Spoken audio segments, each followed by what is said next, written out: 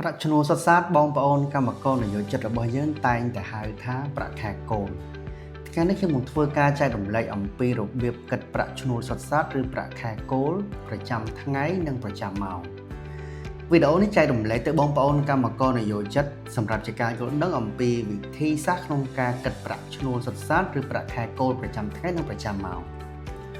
ឧបមាថាបុគ្គលម្នាក់មានប្រាក់ឈ្នួលសុទ្ធសាធឬប្រាក់ខែគោល$300ក្នុងមួយខែតើក្នុងមួយថ្ងៃឬមួយម៉ោងគាត់ត្រូវទទួលបានប្រាក់ឈ្នួលសុទ្ធសាធប៉ុន្មានដើម្បីធ្វើការគណនាបានយើងត្រូវដឹងពីចំនួនថ្ងៃធ្វើការរបស់ក្រុមហ៊ុនជាមុនសិន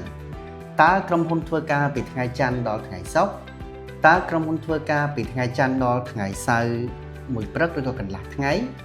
តើក្រុមហ៊ុនធ្វើការពីថ្ងៃច័ន្ទដល់ថ្ងៃសៅរ៍ពេញម៉ោងប្រសិនបើក្រុមហ៊ុនធ្វើការពីថ្ងៃច័ន្ទដល់ថ្ងៃសុក្រចំនួនថ្ងៃធ្វើការរបស់ក្រុមហ៊ុនត្រូវគិត22ថ្ងៃ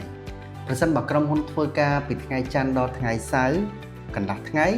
ចំនួនថ្ងៃធ្វើការរបស់ក្រុមហ៊ុនត្រូវគិត24ថ្ងៃប្រសិនបើក្រុមហ៊ុនធ្វើការពីថ្ងៃច័ន្ទដល់ថ្ងៃសៅរ៍ពេញម៉ោងចំនួនថ្ងៃធ្វើការរបស់ក្រុមហ៊ុនត្រូវគិត26ថ្ងៃដូច្នេះដើម្បីគណនាប្រាក់ឈ្នួលសុទ្ធសាធប្រចាំថ្ងៃបងប្អូនត្រូវយកប្រាក់ឈ្នួលសុទ្ធសាធប្រចាំខែចែកនឹងចំនួនថ្ងៃធ្វើការរបស់ក្រុមហ៊ុនដូច្នេះប្រសិនបើបុគ្គលិកមានប្រាក់ខែ$300ហើយក្រុមហ៊ុនរបស់គាត់ធ្វើការពីថ្ងៃច័ន្ទដល់ថ្ងៃសុក្រត្រូវយក$300ចែកនឹង22ថ្ងៃអញ្ចឹងយើងយក$300ចែកនឹង22ថ្ងៃដូច្នេះប្រាក់ឈ្នួលគោលក្នុងមួយថ្ងៃរបស់គាត់គឺ$13.64សេនប្រសិនបើក្រុមហ៊ុនរបស់គាត់ធ្វើការពីថ្ងៃច័ន្ទដល់ថ្ងៃសៅរ៍មួយព្រឹកឬក៏កន្លះថ្ងៃយើងត្រូវយក$300ចែកនឹង24ដូច្នេះប្រាក់ឈ្នួលគោលឬក៏ប្រាក់ឈ្នួលសុទ្ធសាធប្រចាំថ្ងៃរបស់គាត់គឺ$12.50សេនហើយប្រសិនបើក្រុមហ៊ុនរបស់គាត់ធ្វើការពីថ្ងៃច័ន្ទដល់ថ្ងៃសៅរ៍ពេញម៉ោងយើងត្រូវយក300ចែកនឹង26ដូច្នេះប្រាក់ឈ្នួលគោលប្រចាំថ្ងៃរបស់គាត់គឺ$11.53សេនដើម្បីរកប្រាក់ឈ្នួលក្នុងមួយម៉ោងបងប្អូនត្រូវយកប្រាក់ឈ្នួលសុទ្ធសាធក្នុងមួយថ្ងៃចែកនឹង8ម៉ោង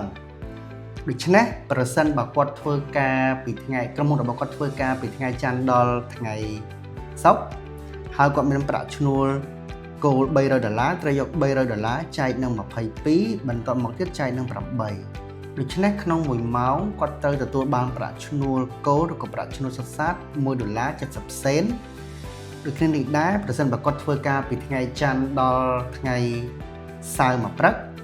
ត្រូវយក$300ចែកនឹង24ចែកនឹង8ដូច្នេះប្រាក់ឈ្នួលសុទ្ធសាធក្នុងមួយម៉ោងរបស់គាត់គឺ$1.56សេនដូចគ្នានេះដែរប្រសិនបើក្រុមហ៊ុនរបស់គាត់ធ្វើការពីថ្ងៃច័ន្ទដល់ថ្ងៃសៅរ៍ពេញម៉ោងត្រូវយក$300ចែកនឹង